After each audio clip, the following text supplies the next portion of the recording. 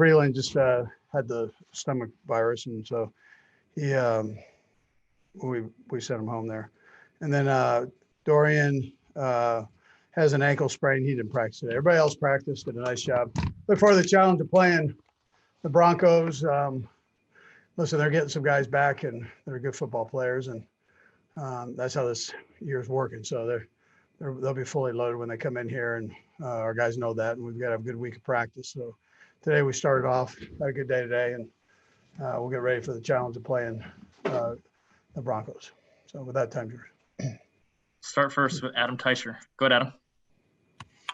Hey, Andy, given what happened with the Broncos quarterback situation last week, have you changed any ways you handle your three guys in terms of separating them or distancing them, whatever you want to say in that regard? Yeah, so we make sure. Yeah, these monitors end up being real important for us. So we make sure that we keep, if they're blinking, we don't want them to blink at all. So, and in that, they've got a good sized room that they can be in where they can have that separation and plus some. So, and then those guys are flawless by wearing their masks. I mean, they keep those things on relentlessly. So that becomes important also. Oh, so no changes in that regard? No. Okay, so if you had a situation like the Broncos did where your quarterback room for one game got wiped out like they did, who would be your guy? Who do you go to in that situation? Who's your emergency guy? Well, I might be calling you, take charge. We've got guys that we work in as the third quarterback on game day. So I'm not going to put that out there, but we have a couple guys that we work every week. Go next to Sam Mellinger. Go ahead, Sam. Hey, Andy, I wanted to ask you about your pass rush. It's obviously a big part of how you guys defend. I think you'd agree you didn't get home enough against the Bucs in maybe the last 2 weeks. What part of that do you see is the competition, the guy across from them? What part is your guys need to beat their guy? What part is blitz calls, all that? Yeah, so sometimes that can be determined by, hits on quarterback. I tell you, we were able to keep his feet off balance, and that paid off for us. So it's not always about, the free rush and you get, you hit the quarterback, but if you can make a move and keep him off balance, I mean, that becomes a big thing. And if you can do that with Tom Brady, you're doing pretty good. So, because he gets it out relatively quick, as we all know. So anyways, that's I thought we did a pretty good job in that area. And this week, and it's important that we keep building on that. And nobody does it better than Brendan. I mean, he's very good at teaching it, and our guys are responding. So we keep it going. Go next to Pete Sweeney. Go ahead, Pete. Hey, Coach, understanding that a lot has to do with what the defense is doing. You guys have been playing some pretty good defenses. When it comes to the pass protection, do you anticipate any changes potentially to help protect Pat a little bit more, or do you like what you've seen from your guys recently? Yeah, well, I mean, that was a good defensive front. They got us a couple times. I mean, that happens. We want them to not be hit at all. I'm not sure that's a reality necessarily in this league. You're going to get touched somewhere. So, but we can always do better. Our guys they feel a great responsibility to do that. It's also important that I vary things up a little bit too, and give the guys better opportunity to protect. So part of that's my responsibility, and part of it's theirs, and that's why we're a team, right? So everybody's got their job to do, and we can all do a little better. Go next to Sarin Petro. Go ahead, Sarin. Coach, first of all, the Black Pearl play. What's your feel on when the time is to do that? Like, is it a score? Is it jump on it early? Like, what goes into your mindset on when you're going to unleash that? Then I'll have a follow up, right? Yeah, well, I mean, listen, we thought we had we thought we had an opportunity. It keeps the guys alive. I think it keeps everybody involved, and so they get into those, and Kelsey's taking a beating over it. Is maneuvering with the football, but that's part of it. We have a wrinkle here or there that we have fun with. So, and hopefully it works. We're trying to score. I mean, that's what we're trying to do. And then I just go off of when I feel that it's right to do, then we'll do it. So. Everybody has fun. The guys even had fun with it right afterwards when it didn't work. Pat saying it was him saying, "Throw me the ball," right? That he felt like he maybe got into his head a little bit. Is it kind of like, an ace in the hole to be able to kind of jack the team up and take that emotional level up, in a season? Well, this is a serious business, so we're grinding away, and there's a lot of hours put in, and so you give the guys a little something. Now you want it to be a good play, and you don't want, it's not we're not making a mockery of the thing, so we're trying to make it where it's it's an opportunity, another opportunity to score a touchdown, and and I mean, as you saw there, we had people available. It didn't work out. I mean, that 24 did a heck of a job with it too, so got to give him credit.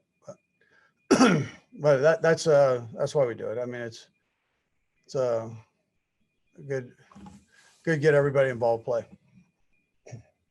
Like we've got 4 more left. We'll go right down the line, starting with Harold. Go ahead, Harold. Hey, Andy, first question, and I'll have a follow-up right after. But when it comes to Tyreek Hill, of course, and Inside the NFL had mentioned when he first saw Patrick Mahomes, he was like, whoa, who is this guy? I was just wondering if you heard that comment. And obviously, you thought very highly of Patrick Mahomes, but what did you think about Tyreek Hill, his thoughts on Patrick Mahomes when he first came out? I think he was having fun with it, so he those two go after each other and have a good time with it. So I think that's really what it was. And I think it was more in jest than anything. You couldn't help but see how talented Pat was when he got here doing all the no looks and all that stuff. So I think that, he was just giving him the business there for a second. Quick follow-up with the second half against Tampa Bay, obviously a lot slower than what the first quarter was against Tampa. Was there any concern when you looked at the film that you did anything wrong or anything you need to correct out coming out of that second half offensively? Yeah, no, there's some things. Yeah, there's some things that they did. Todd did a nice job with a couple of adjustments, and we've got to do a better job. I got to make sure that I get the guys in the right position to do it with the plays. So I'll take responsibility for that. And, we'll do better. Good stuff that you can learn from it for sure. Yeah. Go next to Nate Taylor. Go ahead, Nate. Hello, Andy. I have 2 questions as well. The first one is, I know Rick Burkholder had his situation with COVID. Is he back with the team? Yes. Okay. And then secondly, I believe Sunday was the first game where you guys had your full collection of skill position players outside of maybe Byron Pringle since Le'Veon Bell came back. Just with that much talent, what did you see on tape that gives you confidence that this offense can somehow perhaps maybe get better as more guys have more snaps together, the full collection? Yeah, well, we need to do that. We need to keep getting better. I mean, that's a challenge throughout the season. You don't want lulls in the action, and you want to keep getting better in different areas that you're not as strong in. So that's what we work on, and at the same time try to excel in the areas we are good at. So I mentioned after the game, I thought it was good to get Sammy back in and just get him in the game to play. And he got in the 2-minute, and his numbers went up there a little bit, but it was great to get him back in the swing and working and for the stretch down here. So I thought that was a real positive. Last 2, we'll go Sam and then Herbie. Go ahead, Sam. Hey, Andy. All right, Sam. Good news. I've only got one question. Kind of an oddity this afternoon with the Steelers playing an afternoon game. I'm wondering, do you always watch a primetime game because you're able to watch it, or do you pay extra attention because this is 2 AFC teams that you might be able to see in the playoffs? Yeah, I don't know how much. I go right from here into a meeting. So I've got these meetings that last into the evening there with coaches and players. So, if I have a chance to look at it, I'll watch it because of that. I think they're 2 good football teams, and I like to just see how they're doing against each other. But I might have to see the replay of it. I'm not sure I'm going to be able to see too much of it live. The last to Herbie Teope. Go ahead, Herbie. Hey, Coach, just want to say I probably have a better arm than Adam Teicher, just in case, you wanted to call someone up. But just point that out. Mitchell Schwartz, I know he's on injured reserve. How is this progress going? And is he a player that you hope to get back before the postseason? Yeah, we'll just see. I mean, listen, he's a smart kid, and so he knows he's been around a long time, and knows how he's feeling, and he's a good communicator. So he keeps that open with the trainers and docs. So I think that's the most important thing right now. And then when he's right, then we'll get him back out there. But until then, we don't do. I mean, we do that with every player. We're not going to rush him back if he can't go, and that's why we expect the next guy to step in and play. And Rimmers is doing a nice job for us. He's really stepped up and played well. But that's kind of how we go. But we have a lot of trust in Mitch, and we know he's a tough guy, and he's a good communicator on top of that. So, Coach, we appreciate the time. Thank you. okay, thank you.